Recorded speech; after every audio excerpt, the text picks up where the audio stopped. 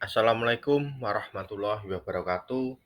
Perkenalkan, nama saya Triwidodo dari SMK Negeri 1 Klego, calon guru penggerak Angkatan 7 Kabupaten Boyolali.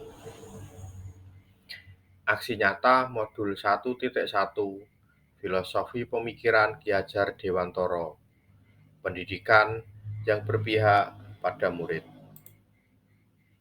Yang bisa saya pelajari dari modul 1.1 tentang filosofi pemikiran Ki Hajar Dewantoro adalah anak-anak hidup dan tumbuh sesuai dengan kodratnya sendiri.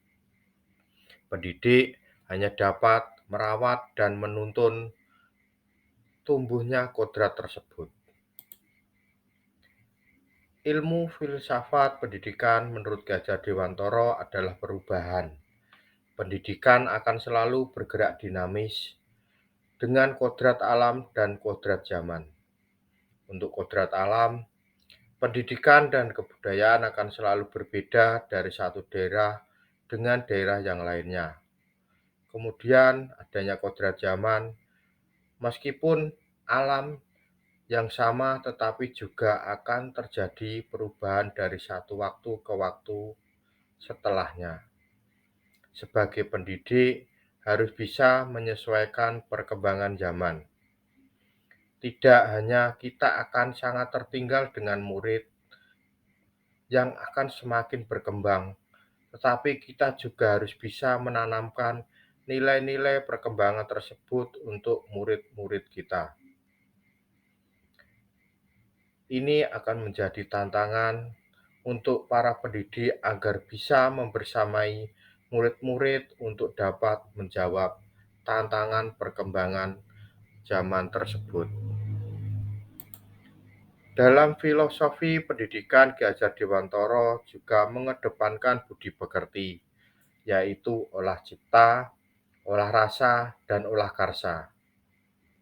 Olah cipta diidentikan dengan pemikiran, olah rasa dengan perasaan, dan olah cipta dengan kemauan atau tenaga. Ketiganya harus seimbang dengan badan yang sehat, berpikir matang, dan juga dengan perasaan yang senang. Kesempatan itu bisa didapatkan jika pembelajaran dengan keharusan memandang rasa hormat pada anak, karena orientasi penuh harus pada anak. Filosofi pemikiran Ki Hajar Dewantoro menjadi pedoman bagi saya untuk mencoba melakukan perubahan pembelajaran untuk mencapai keberpihakan pada murid dengan semboyan ing ngarsa sing tulodo, ing madya mangun karsa, tutwuri handayani. Di depan kita memberi contoh, di tengah memberi semangat, dan di belakang memberikan daya kekuatan. Dari mulai perencanaan, pelaksanaan, evaluasi, dan refleksi pembelajaran. Setelah mempelajari filosofi pemikiran Ki Hajar Dewantoro, perasaan yang besar yang muncul adalah rasa bersalah yang selama ini bertahun-tahun menjadi pendidik, ternyata belum sepenuhnya sesuai dengan filosofi pemikiran Ki Hajar Dewantoro, yang pembelajaran orientasinya sepenuhnya kepada murid, mengakomodir segala kebutuhan murid, menuntun murid sesuai kodratnya. Ini akan menjadi motivasi untuk saya untuk bisa menerapkan pembelajaran sesuai dengan filosofi Ki Hajar Dewantoro. Ide atau gagasan yang timbul dalam proses ini tentunya yang pertama akan saya mulai dari diri saya sendiri, mencoba untuk bersikap dan bertingkah laku yang bisa menjadi tauladan orang lain. Selalu belajar dari berbagai sumber referensi agar bisa menerapkan filosofi pemikiran Ki Hajar Dewantoro. Kemudian yang utama adalah merubah pembelajaran untuk berpihak kepada murid, mulai dari merencanakan, melaksanakan, mengevaluasi, dan tidak lupa merefleksikan setiap pembelajaran. Saya mulai membuat perencanaan dan pelaksanaan pembelajaran yang berpihak pada murid. Melaksanakan pembelajaran dengan membuat kesepakatan kelas dengan murid. Murid berdiskusi kelompok dan mempresentasikan di depan kelas. Tidak lupa, kelompok lain memberikan apresiasi dan tanggapan yang baik yang dipresentasikan tersebut. Materi yang didiskusikan dan dipresentasikan adalah langkah kerja atau tahap-tahap pelaksanaan praktikum, sehingga masing-masing siswa akan paham dan di saat praktikum tidak bingung. Setelah pembelajaran di kelas, dilaksanakan pembelajaran praktikum. Tidak lupa, sebelum membuat kesimpulan hasil pembelajaran, bersama murid melaksanakan refleksi pembelajaran.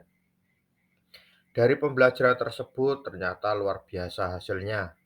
Murid-murid disiplin mentaati kesepakatan, berdiskusi dan belajar berbicara di depan kelas, sehingga materi tersampaikan dengan baik dan pembelajaran praktikum juga berjalan sesuai yang diharapkan.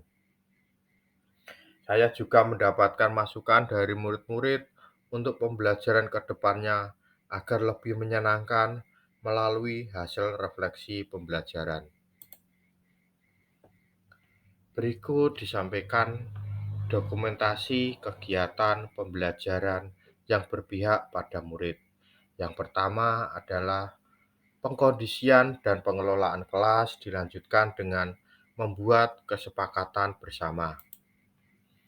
Kemudian saat berdiskusi kelompok, mendampingi murid untuk berdiskusi pada masing-masing kelompoknya dengan keaktifan murid dalam menyampaikan pemikiran dalam diskusi.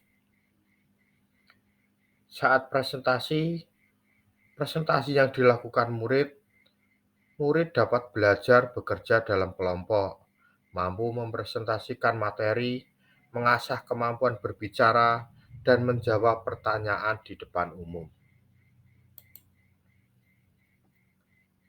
Mendapatkan kesimpulan materi dan diskusi dan presentasi dari masing-masing kelompok dan mengaplikasikannya ke dalam praktek pembelajaran.